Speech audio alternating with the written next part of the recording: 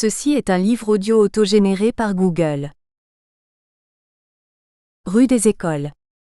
Cette collection accueille des essais, d'un intérêt éditorial certain mais ne pouvant supporter de gros tirages et une diffusion large. La collection Rue des écoles a pour principe l'édition de tous travaux personnels, venus de tous horizons, historiques, philosophiques, politiques, etc. Déjà paru. Sonia Korngrimani, Un chant d'espoir. Souvenirs autobiographiques d'une survivante de la Shoah, 2010. Ange Miguel do Sacramento, ni noir ni blanc. Une vie atypique, 2010. Marie-Gabrielle Copin-Barrier, Robert Espagné, Une tragédie oubliée. Une femme de gendarme raconte, 2009. Nazli Sadeghi, Salut le paradis. Une jeune Iranienne dans les labyrinthes de l'Occident, 2009. Gérard Gatineau, 30 ans de bitume ou les tribulations d'un flic du XXe siècle dans un univers hostile, 2009. Denis Pagot, Souvenir d'un marin de la Ve République, 2009. Jean-Louis Aurin, Des champs de blé noir à l'action humanitaire internationale, 1936 à 1986, 2009. Jo Angerwelleller, Les retrouvés. Récit 2009. Jean-Claude Trabuc, Comme un jeune arbre qu'on déracine, 2009. Feuman Weber, Malbro s'en va-t-en en guerre, 2009. Hervé Trenka, Algérie 1956. Des ch'tis en Oranie, 2009. Lucien Taupeneau, Un médecin d'hier se souvient. Hippocrate en Bourgogne, 2009. Farid Mebarki, Être maghrébin et policier.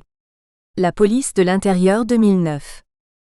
Gilbert Claude Toussaint, Revenir pour revivre. Algérie 1957-2009. À ma mère, que celle qui m'a accompagnée, cœur et âme, sur le chemin de cet ouvrage, soit ici remerciée pour la confiance exigeante et la ferveur qu'elle m'a exprimée. Faire face. Qu'elle soit lue en guise de préface ou de postface, les lignes qui vont suivre accompagnent les moments de vie dont j'ai été acteur et témoin. J'ai été, je suis, le témoin engagé, l'acteur empêché d'instants qui participent de la fin de la vie de ma mère, période singulière de ma propre existence.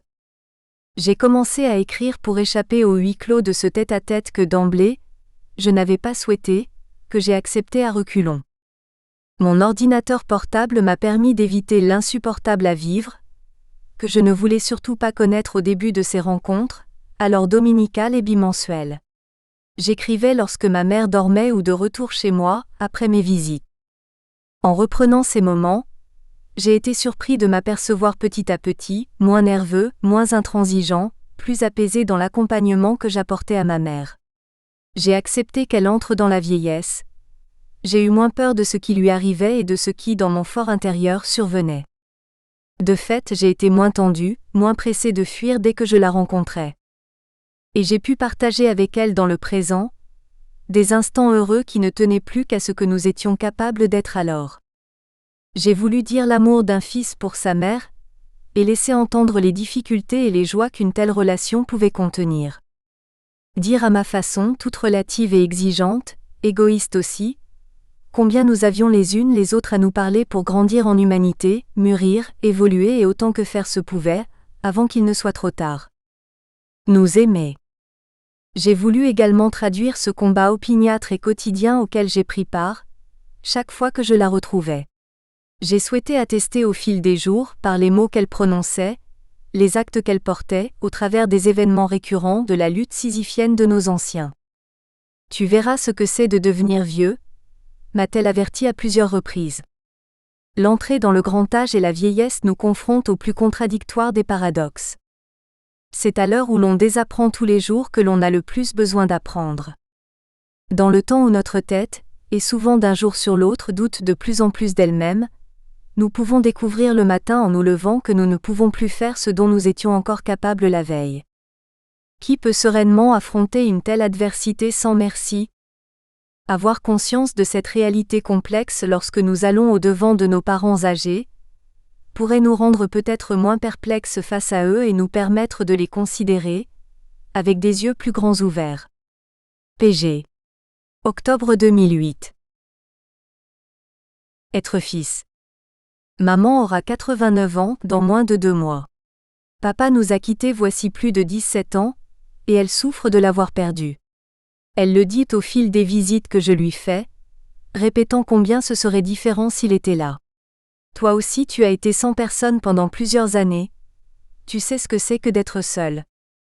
Je n'ai rien à dire, je ne peux qu'acquiescer et l'écouter reprendre cette vérité immuable qui la mine et me navre.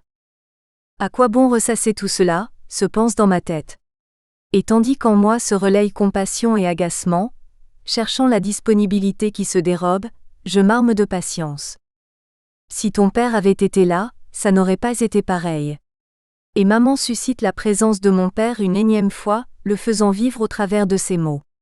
Elle me questionne même. Il n'a pas été là, au début. Non, maman, papa n'a jamais été ici avec toi. Vous avez visité l'appartement témoin, et acheté sur plan. Tandis que les murs montaient chaque jour un peu plus, je priais de mon côté pour que la construction s'achève et qu'il puisse en profiter. Hélas. La résidence n'a été terminée approximativement qu'1 an après son départ. Je ne trouve plus mes clés, m'annonce ma mère. Bon, nous allons les chercher, ai-je rétorqué, ravalant le plus gros du soupir qui m'est venu à cet instant. Maman égare souvent ses clés. Les retrouver ? Mais où ? Cela tiendrait presque du comique à répétition, si cela ne la mettait dans tous ses états. Elle furette partout jusqu'au moment où elle ne se souvient plus de ce qu'elle cherche. J'ai voulu alors lui prouver que j'avais raison, et j'ai porté les stockades. Elle qui déteste les médicaments et qui défend qu'on ne peut refuser de vieillir, que les autres, ceux de son âge, perdent aussi la mémoire, qu'il faut bien accepter de se trouver vieux et usé. Je l'ai poussée dans ses retranchements. Tu vois, c'est pour que tu aies le moins de moments comme cela qu'un médicament pour la mémoire peut être utile. 3 pièces pour vivre, ce n'est pas très vaste. Mais cela tient souvent du labyrinthe quand il s'agit d'y perdre, ce sésame incontournable pour accéder à son appartement. En général, le jeu de piste en vaut la chandelle et ce petit bout d'indispensable se laisse apercevoir en évidence parfois, sur le fauteuil dans l'entrée. Quand ses clés ne se logent pas dans son sac, lui aussi introuvable et pouvant jouer des siennes et n'apparaître qu'après des semblants de cache-cache. Plus rarement, il est arrivé qu'on ne trouve rien et qu'il faille simplement en refaire quelques exemplaires, histoire de se prémunir d'une possible autre perte. Aujourd'hui, ce n'est pas tout à fait ce qui s'est reproduit. Maman a bien son trousseau, mais ce qui fait défaut ce sont les 2 doubles destinés à la dépanner, si d'aventure elle n'avait plus le sien, ou qu'il faille permettre l'accès de son intérieur aux infirmières. Après le repas et une partie de Scrabble au salon, nous sommes revenus vers les choses sérieuses. Nous avons procédé au paiement de différents chèques, envisagé de passer à la pharmacie, puis chez le buraliste prendre quelques timbres avant d'aller enfin faire reproduire sa clé. La promenade initiale destinée à joindre l'utile à l'agréable devint dans mon esprit un véritable pensum. Tenter d'aller à mon allure, je dois revenir à un train de sénateur, laisser mon impatience de côté, tout en évitant d'être absorbé dans l'univers lent, lourd et compliqué dans lequel je vois ma mère se débattre.